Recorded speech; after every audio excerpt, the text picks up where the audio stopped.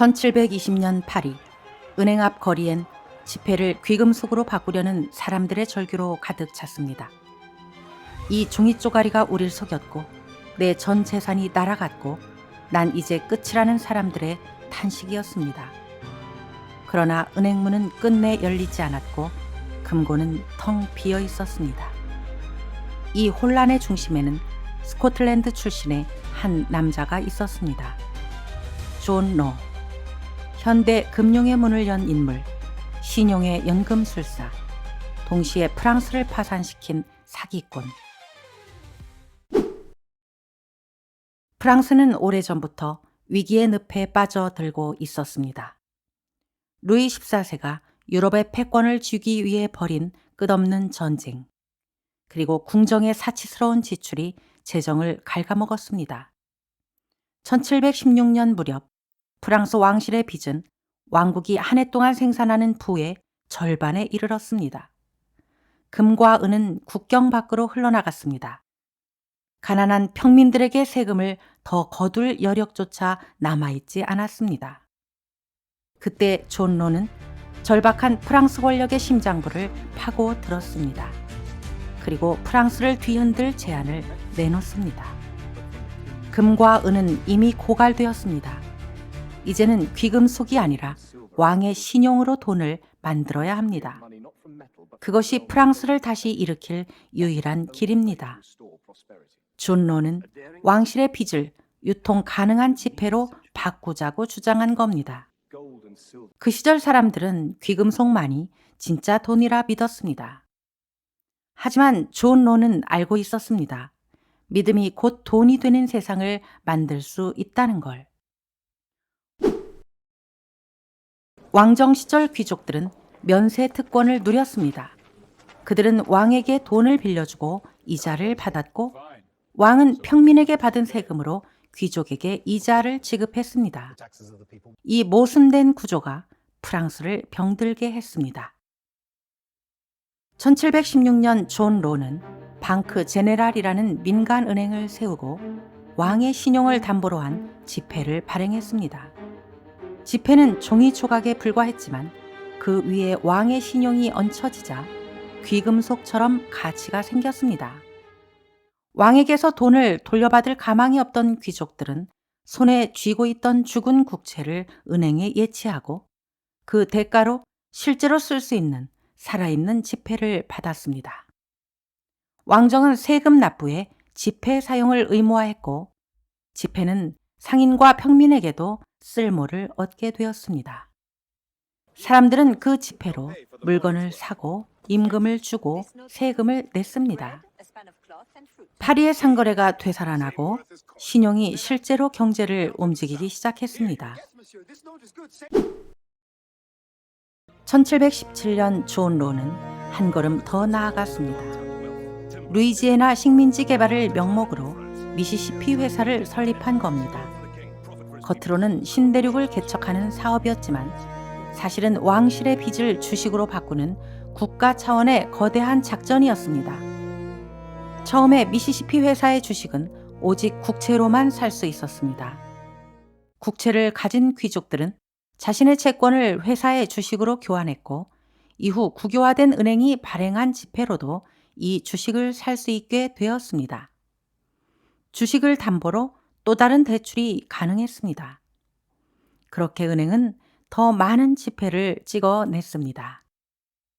루이지애나엔 금과 은이 묻혀 있다는 소문이 퍼졌고 사람들은 그것이 새로운 부의 문이라고 믿었습니다. 1720년 미시시피 회사의 주가는 1년 사이에 최고점 기준 4,000% 이상 폭등했습니다. 신용은 눈부시게 팽창했지만 그만큼 불안도 커졌습니다. 루이지애나엔 금도 은도 없고 끝없는 늪지대뿐이라는 소문이 돌았습니다. 존 로는 이 사실을 처음부터 알고 있었을까요? 사람들은 의심하기 시작했습니다. 이 종이를 정말 귀금속으로 바꿀 수 있을까? 시장의 흥분은 곧 불안으로, 불안은 공포로 바뀌었습니다. 그리고 그 의심이 사실로 드러난 순간 주가는 폭락했습니다. 2만 리브르까지 치솟았던 미시시피 회사의 주가는 순식간에 액면가인 500 리브르 아래로 곤두박질 쳤습니다. 귀족들은 주가 폭락으로 자산을 잃었고 평민들은 물가 폭등과 지폐가치와 폭락으로 삶이 무너졌습니다. 은행이 발행한 지폐는 휴지 조각이 되었고 상인들은 금화와 은하가 아니고서는 거래를 거부했습니다. 파리의 경제는 순식간에 마비되었습니다. 존 로가 세운 신용의 탑은 그가 만든 종이돈처럼 허공 속으로 사라졌습니다. 존 로는 망명길에 올랐습니다. 그러나 역사는 그를 단순한 사기꾼으로만 남기지 않았습니다. 그는 화폐의 본질이 실물이 아니라 인간의 믿음에 있다는 사실을 통찰한 인물이었기 때문입니다.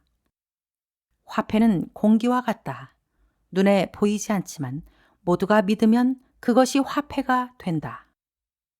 그의 실험은 훗날 오늘날 중앙은행 제도의 원형이 되었습니다.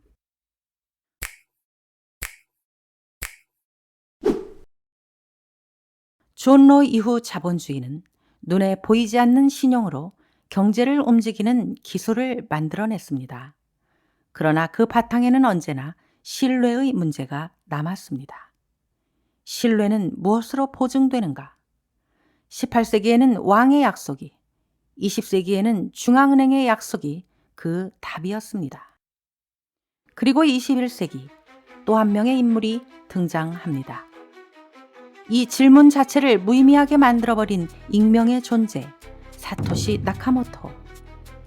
그 어떤 실물에도 그 누구의 권위에도 기대지 않는 신뢰 그 자체. 그가 만든 것은 바로 프로그램으로 만들어진 신뢰의 다른 이름, 비트코인입니다. 인류는 다시 한번 새로운 화폐의 실험 앞에 서게 됩니다. 비트코인은 가치가 없다. 20세기 자본주의 질서를 상징했던 투자자 워렌 버핏은 이렇게 말했습니다. 세상 모든 비트코인을 25달러에 사라고 해도 사지 않겠다. 비트코인은 아무것도 생산하지 않기 때문이다. 그의 철학은 명확합니다. 진짜 가치는 생산과 현금 흐름에서 나온다. 그러나 이제 부의 원천은 달라졌습니다. 21세기에는 눈에 보이지 않는 것들도 가치를 만듭니다.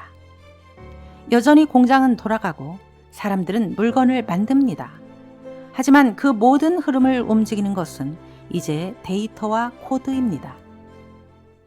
워렌 버핏은 금에 대해서도 이렇게 말했습니다.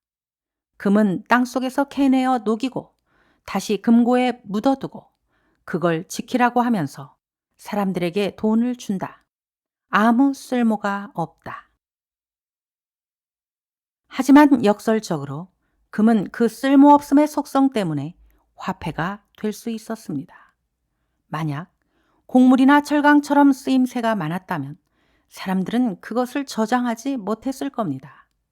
그래서 금은 오랫동안 변하지 않는 신뢰의 상징이 되었습니다. 비트코인은 눈에 보이는 실물이 없습니다. 하지만 코드와 연산만으로 신뢰를 세웁니다. 완전히 추상적인 존재지만 그걸 만드는 데는 엄연히 현실적인 비용이 듭니다. 비트코인 채굴자들은 실제 전기를 써서 이를 만들어냅니다. 그래서 비트코인의 가치는 얼마나 많은 양의 전기가 쓰였는지, 그 전기의 값이 얼마였는지로 따질 수 있습니다. 누구도 그 이상의 값을 지불하지 않고서는 비트코인을 얻을 수 없습니다. 2025년 10월 기준으로 1 비트코인을 채굴하는 데 드는 생산 원가는 약 10만 달러대, 한화로 치면 1억 3천만 원 안팎으로 추정됩니다.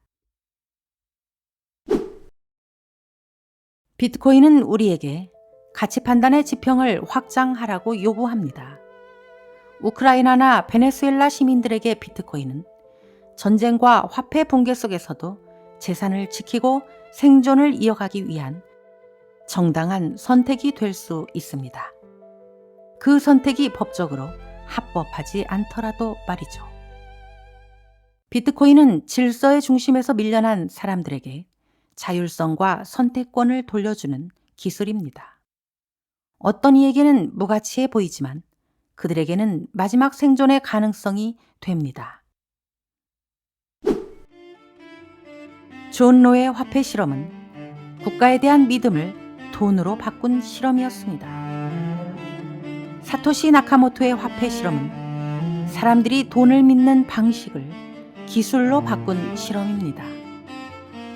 존 로가 만든 길은 근대부터 현대 금융의 작동 원리가 되었고, 사토시 나카모토가 연 길은 현대 금융을 넘어 미래로 이어지는 새로운 방향이 되고 있습니다.